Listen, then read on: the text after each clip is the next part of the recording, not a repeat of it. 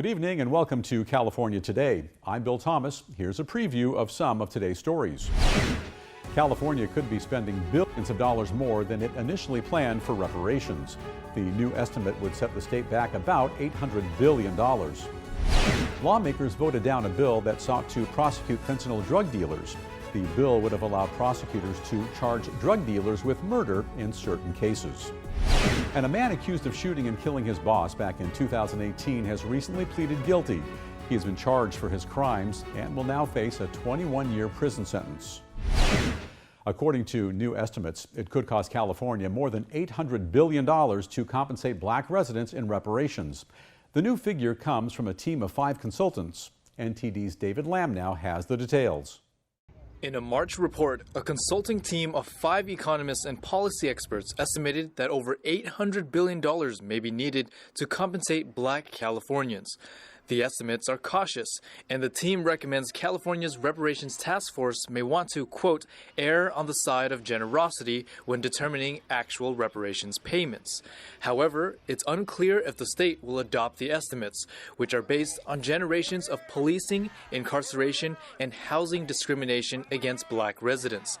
The preliminary estimate is over 2.5 times California's $300 billion annual budget and does not include a recommended $1 million per older black resident for health disparities, for property unjustly taken by the government, or for business devaluation.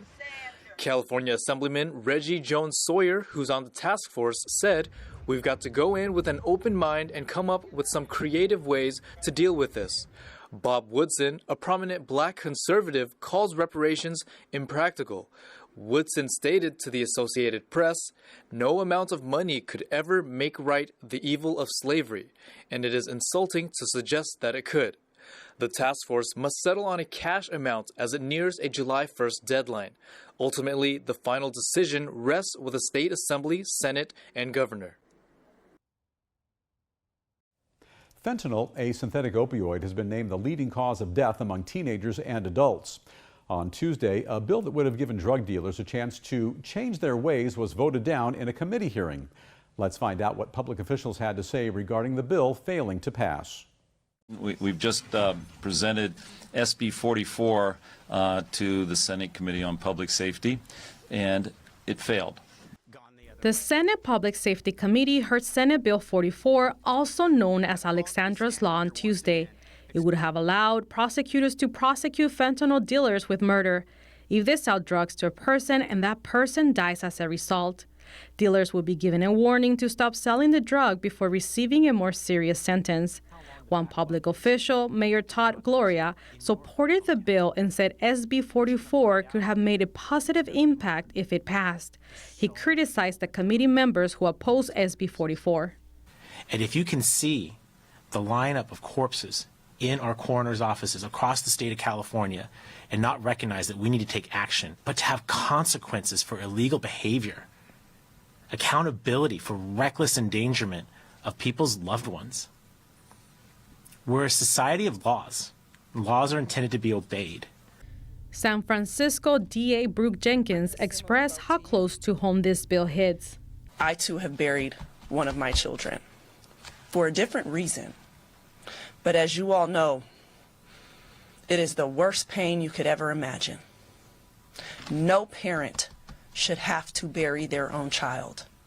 Justice might be delayed, but it doesn't mean it's going to be denied. Lawmakers who opposed SB 44 said they were concerned with how to prove whether the dealer was aware that the substance sold was lethal. This is because some fake pills are laced with fentanyl, and a dealer or buyer may not be aware of that. Senator Umberg replied, The jury determines what the state of mind is. The jury could still determine, hey, look, person said they didn't know.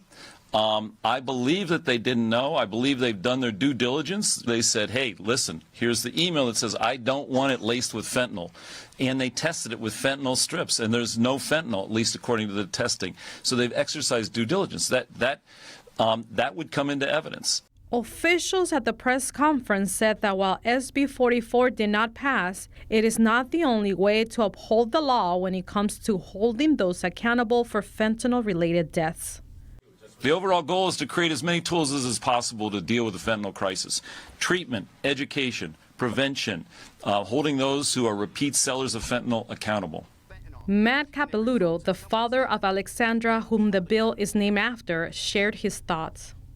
The drug dealers are given a chance to change direction to avoid serious accountability. They're given an opportunity to save themselves from a life behind bars. And if they don't take that opportunity, they pay a price. Opportunity is what members of the committee had today, and they didn't take it. Their actions today say it's okay for drug dealers to sell poison pills that cause death with no repercussions. According to a fact sheet by Umberg's office, synthetic opioids such as fentanyl were responsible for the majority of drug-related deaths in 2021. For people between the ages of 18 to 45, it was the #1 cause of death. 28 out of California's 58 counties are believed to have adopted fentanyl-specific warnings for dealers. A man accused of shooting and killing his boss at a Chinese-language newspaper company recently pleaded guilty. He will face a 21-year prison sentence. 63-year-old Zhong Chi-chen confessed to the murder of Yining Xie, the LA founder and chairman of China Press, or Qiao Bao in Mandarin. Chen pleaded guilty in a March 27th hearing. He will face a combined maximum sentence of 21 years in state prison. Chen is charged with involuntary manslaughter and the intentional use of a firearm. He also admitted to using a semi-automatic pistol and shooting Xie 3 times in the head, 4 times in the chest, and twice in the back. The shooting took place on November 16, 2018. Investigators said at the time that they believed a workplace dispute led to the shooting, but a motive has not been officially released by authorities. Chen has been in custody since November 2018, and his sentencing is scheduled for May 1st. China Press is known for its pro-Beijing views among the U.S.-Chinese immigrant community. In 2001, the Jamestown Foundation U.S. think tank listed China Press as an overseas Chinese newspaper. It claimed the newspaper was, quote, directly controlled by the Chinese government. After Xie's death, the newspaper's operation reportedly shrunk. Its West Coast edition switched from daily to weekly print distribution in July 2019. The mastermind of a 2016 escape by 3 inmates in the Orange County Jail was sentenced to nearly 3 years in prison. He's already serving 2 consecutive life terms without the possibility of parole. 44-year-old Jose Nayari was sentenced last Friday to 2 years and 8 months for his conviction on felony counts of escaping custody in the Orange County Jail and car theft. Jurors acquitted Nayari of kidnapping during a carjacking and other lesser-included offenses of simple kidnapping, carjacking, and false imprisonment. Nayari is currently serving 2 consecutive terms of life in prison without the possibility of parole for his role in the sexual mutilation of a marijuana dispensary owner in a kidnapping extortion scheme. Orange County District Attorney Todd Spitzer defended taking Nayari to trial in the escape case, even though he is already serving 2 life terms. He was in custody awaiting trial when the jail escape occurred. Spitzer says, quote, "This was not a waste of government resources. I literally have no confidence that the convictions Nayari has already suffered will necessarily be upheld on appeal. So while this sentence does not add significant additional time to the time he is already serving, I want the parole board to be able to consider this additional case." Nayari has already served enough time in jail to cover the sentence he was given. The other 4 pending jailhouse drug cases he was facing have been dismissed. Nayari's co-defendant in the escape, 50-year-old Bok Tien Duan, was convicted in April 2021 and sentenced to 20 years in prison. He resolved this case when he was sentenced.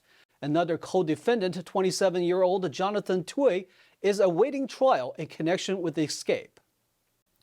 Tui was in custody in a murder case, but jurors in his trial deadlocked. A retrial was scheduled, but he was referred to juvenile court. There he was ultimately convicted of assault with a deadly weapon due to a change in the state law that redefined liability in murders. We'll take a short break now, but here's a look at what we have for you when we come back. People who enjoy fishing for salmon may be out of luck this year. A group that manages fisheries on the West Coast has issued a ban on fishing for king salmon. An LAPD officer shares what it's like working on Skid Row. He says the street is known for encampments and open drug use. And the San Diego Zoo celebrated the birth of 2 snow leopard cubs. The cubs are Amur leopards and one of the most endangered species in the world. That and more coming up on California Today.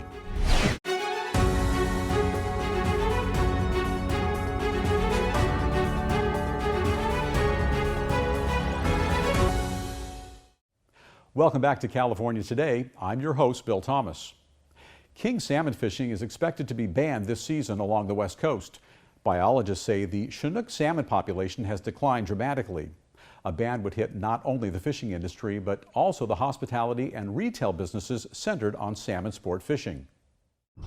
Fisherman Bob Meharry has been based at Fisherman's Wharf in San Francisco for many years. This season, his prime income could be cut altogether. Probably a third of my income won't be available this year. Some of the projects I was going to do on the boat, I'm not going to do. I mean, you're going to tighten up your belt. We're not going to spend any money. We're going to be extra careful.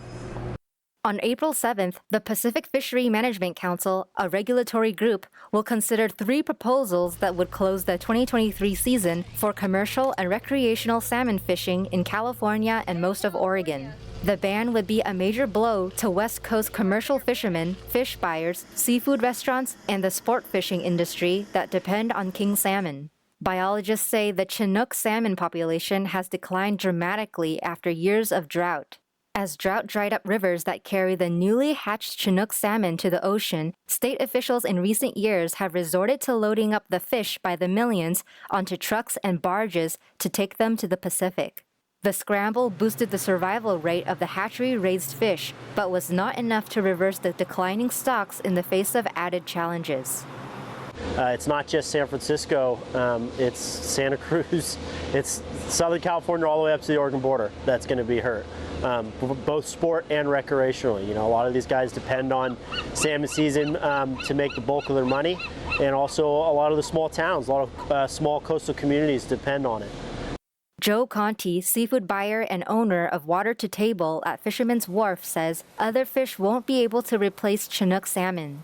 Well, there's other local species. I mean, we've got halibut, white sea bass, rock cods, lingcods, you know, there's crab, there's different things that we can sell, but nothing matches local king salmon. I mean, that's what everybody wants, that's the big seller. You know, that's what's on everybody's menu when the season opens up. If banned, it would be the second time in 15 years after adult fall-run Chinook returned to California's rivers in near record low numbers in 2022. It's going to hurt everybody here, not only the business for the sport fishing boats and captains, but also the hotels, the restaurants, tackle stores. Everybody that leads into sport fishing, they are going to be impacted also. Though the closure will deal a blow to the industry that supports tens of thousands of jobs, few are disputing it. Businesses tied to salmon want the government to declare the situation a federal disaster so they may receive aid.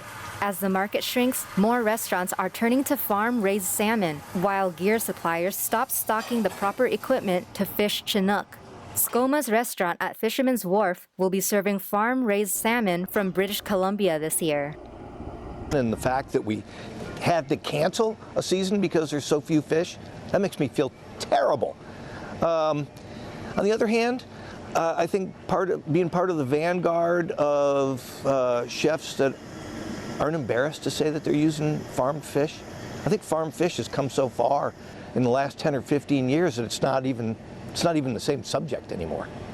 Some fishers are banking on the unusually wet winter to bring relief. Record rain and snowfall since late last year have freed 2/3 of California from drought, but too much water could also flush out eggs and young hatchlings. An LAPD officer shares his firsthand experience fighting criminal elements on the ground on Skid Row. He shares his comments with us now. Senior Officer Dion Joseph has been with LAPD for over 25 years and shares what it's like working in LA's Skid Row, known for its visible encampments and open drug use. He tells Siamak Kurami, host of California Insider, that he didn't want to be a police officer at first due to his negative perception and notions about law enforcement. No job would call me, so the only job out of all the jobs I put in for was the police department, and that was a shock. I just called that God ordering my steps. This has to be from a higher power because I didn't want this at all. And then I get there and I discover that 90% of everything that was told to me about what they were training police officers for was a complete lie. They weren't teaching us to hate black people. They weren't telling us that black people were targets. And in fact, it was the opposite. We literally spent more time dealing with human relations and talking about racial issues. Through his experience over the years, he says drug addiction is a major part of the homelessness in the area. Joseph said people face difficulties with drug recovery programs both on the streets as well as when they move into low-income supportive hotels due to drug dealing. Or when you finally get into a tent, you're finding sawed-off shotguns and AK-47s and pounds of cocaine and things of that nature, right in the midst of what's supposed to be a recovery zone. You got 108 programs, well now 110 programs designed to help people, but you have all this stuff going outside the program that is also permeating inside the programs of people who are supposed to be trying to recover. According to Joseph, for the nearly 2/3 of individuals he's interacted with in the last 27 years, it's not about housing as much as addiction and the drug market. When you're allowing drug dealers to run willy-nilly in a recovery zone and they're not serving any consequence for it, you're going to have a hard time getting people off that endless spiral of addiction, and that's just a fact. He points to policies that allow perpetrators to quickly slip through the criminal justice system. And after a while, they become emboldened and say, wow, I'm not going to jail for selling drugs in front of a drug program. Oh, great. I can continue doing my thing. Now, on a street level, this is what it looks like. A lot of them infiltrate some of the hotels. They try to infiltrate some of the shelters. And it's easy for them to get in because many of their customers who were unhoused now got housed into one of these facilities. So the drug dealers know where they are, but they also know that some of these individuals still owe them drug debts. The drug dealers then either have the individuals sell drugs for them inside the hotels or take the hotel rooms for most of the day to sell drugs themselves. In order to alleviate the cycle and to reduce encampments, he believes shelters with safe sleeping spaces along with counselors and wraparound services for transitional housing can help make the streets safer. To watch the full program, find California Insider on YouTube or Epic TV on the Epic Times website. A bird that escaped the Oakland Zoo last week has been found on a home porch. The zoo is still missing one more bird after a total of 6 escaped following a storm that destroyed their aviary. Another bird that escaped from the Oakland Zoo last week was recovered a few miles from the zoo. A pied crow named Duville was spotted on the porch of a resident's home. Zookeepers lured him inside the home to safely catch him and take him back to the zoo. On March 22nd, several trees fell and tore the mesh of their newest aviary. 6 birds escaped through the hole. Zoo employees recovered 3 superb starlings the next day. The endangered hooded vulture was exploring the zoo the following day. The zoo is missing one last bird, another pied crow named Diego. They ask people to refrain from catching him since he's very shy and startled easily. And at Southern California's San Diego Zoo, zookeepers are celebrating the birth of twin Amur leopards. It's one of the world's most endangered species. The zoo says fewer than 300 of the big cats are estimated to exist on Earth. The twins were born several weeks ago and have just emerged from their birthing den with their mother, Satka.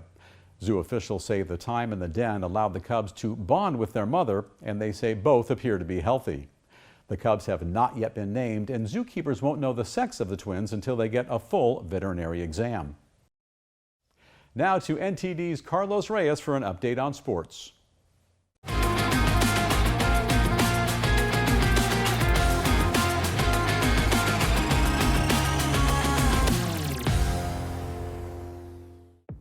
I'm Carlos Reyes, taking you through the California Today Sports Roundup. Stephen Curry scored a game-high 39 points and joined Klay Thompson in a second-half three-point barrage sending Golden State to a come-from-behind victory over New Orleans in the San Francisco Bay. Curry finished with 8 3-pointers and Thompson 5, helping Golden State outscore the Pelicans 36-9 from beyond the arc in the second half. The win moved the Warriors into sole possession of the number 6 playoff spot in the Western Conference with just 5 games remaining. Brandon Ingram had a team-high 26 points for the Pelicans, who could have moved past the Warriors with a 6th straight win.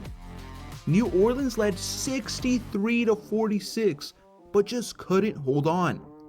Warriors 120, Pelicans 109. James Reimer made 41 saves, and Noah Gregor had a goal and an assist as San Jose recorded a shutout win over visiting Winnipeg. The victory ended San Jose's 9-game winless streak, avoiding the 8th double-digit winless drought in Sharks franchise history. Reimer collected his 3rd shutout of the season. Kevin LeBanc and Martin Kaut scored the Sharks' other goals, both in the 3rd period. Winnipeg missed another chance to solidify its playoff position, while San Jose moved up in the standings to now be currently ranked 30th in the league, going from best odds to get the number 1 pick to now having the 3rd best odds for the number 1 pick in this year's draft. Sharks 3, Jets 0. Jacob Markstrom sparkled in net, backstopping host Calgary past Los Angeles, ending the Kings' franchise record point streak. Andrew Mangiapane and Walker Duehr scored for the Flames, while Markstrom made 32 saves in one of his best performances of the season. Sean Durzi scored for the Kings, who lost in regulation for the first time in an impressive 13 games. Goalie Giannis Korpisalo stopped 30 shots. The Kings, who are battling for the top spot in the Pacific Division and Western Conference, went into the clash riding a 3-game winning streak and on a franchise record point streak. Flames 2, Kings 1. And that is it for today's Sports Roundup. I'm Carlos Reyes. Thanks for watching. That's all we've got for you tonight, and would like you to join us again on California Today every weekday at 8:30 p.m. Also, make sure to check out our broadcasts on our California Today webpage. You can find that at ntd.com/California-Today. You can also find all of our top latest clips there, ready to share with friends and family. And if you could, please send us a message on Twitter, Facebook, or Instagram, or through our email, california.today@ntd.com. On behalf of all of us here in the newsroom, I'm Bill Thomas, and have a great night.